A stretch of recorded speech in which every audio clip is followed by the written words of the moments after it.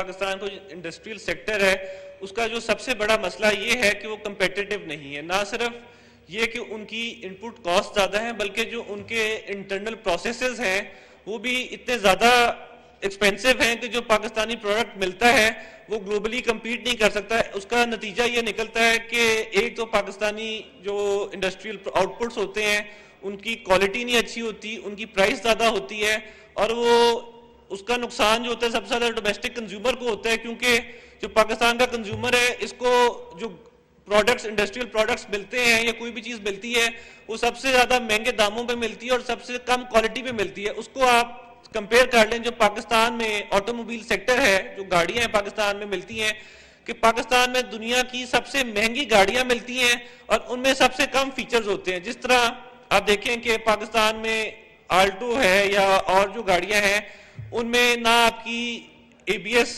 System होता है, ना उनमें एयरबैग्स होते हैं, जबकि यही गाड़ी जब जापान से आप लेते हैं, जो जैपनीज ऑल्टो इंपोर्ट होके आती है पाकिस्तान में, तो उसमें आपको ये सारे फीचर्स मिलते हैं। इसी तरह पाकिस्तान में XLI और जो गाड़ियां इनमें जो दुनिया जहान में बेसिक सेफ्टी फीचर जो एसेंशियल हो चुके हैं वो पाकिस्तान में नहीं होते। इवन दो पाकिस्तान के प्रोडक्ट्स की जो प्राइसिंग है वो ग्लोबली ज्यादा है, क्योंकि इतनी ज्यादा प्रोटेक्शनिज्म दी गई है पाकिस्तानी इंडस्ट्री को।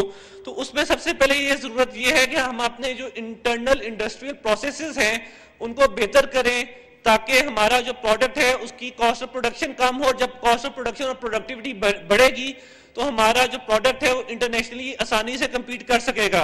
लेकिन गवर्नमेंट का उसकी तरफ फोकस होने के बजाय सिर्फ एक ही इजी सोल्यूशन ये दे देते हैं कि जी रुपये की डिप्रिसिएशन कर देते हैं।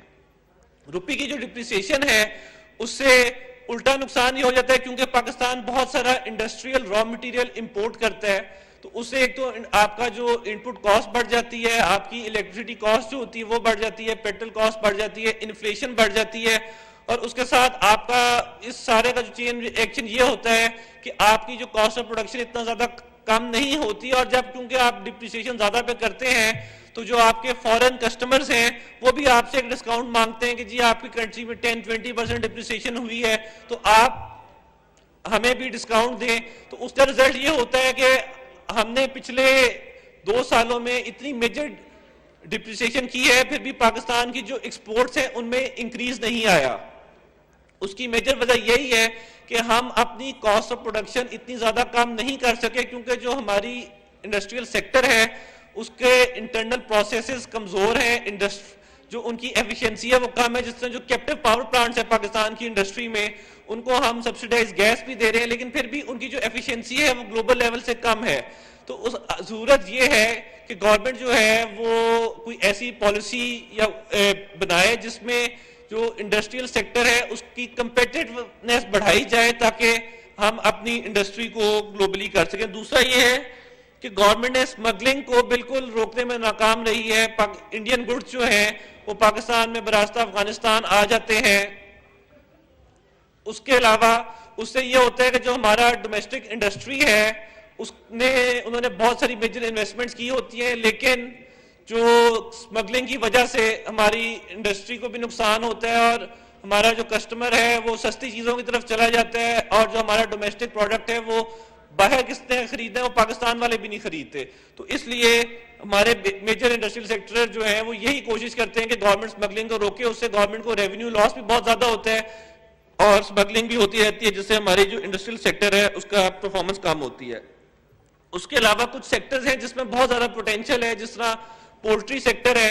पोल्ट्री सेक्टर एक मेजर एक्सपोर्ट बन सकती है, और आजकल जो हलाल मीट हमारा सेक्टर है उससे हम अगर प्रमोट करें उसको हलाल मीट एक्सपोर्ट्स को तो हम बहुत ज्यादा बिलियंस ऑफ डॉलर्स कमा सकते हैं। लेकिन जो हमारा पोल्ट्री सेक्टर है उसको भी गवर्नमेंट ने काफी ज्यादा इग्नोर किया हुआ है।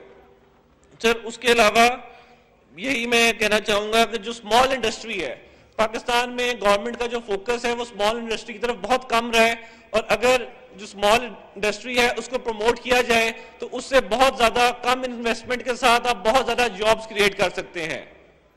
Sir apart from that major चीज ये है कि पाकिस्तान में वेंचर कैपिटलिज्म, जिससे एंटरप्रेन्योरियल ग्रोथ होती है, नए आइडियाज आते हैं, मार्केट में नए प्रोडक्ट्स आते हैं, उसकी तरफ भी गवर्नमेंट का ध्यान नहीं रहा, जिसकी वजह से होता यह है कि अगर आप कोई नया आइडिया या प्रोडक्ट लॉन्च करना चाहें तो उसके लिए आपके पास स्टार्टअप कैपिटल नहीं मिलता, और यही वजह है कि जो पाकिस्तानी स्टार्टअप्स हैं वो लॉन्च होने से पहले कॉन्सेप्शन स्टेज में ही फेल हो जाते हैं, क्योंकि nobody is willing to buy their ideas. और सर 2 मिनट सिर्फ।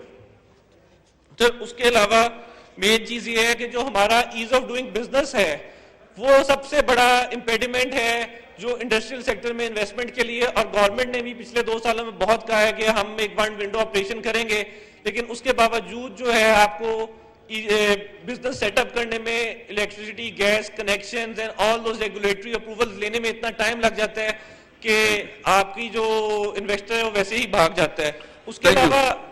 उसके अलावा जो हमारे अकाउंटेबिलिटी इदारे हैं जैसा नैब है, वो भी बिजनेसमैन को हरेस करते हैं, पॉलिटिशियंस को हरेस करते हैं।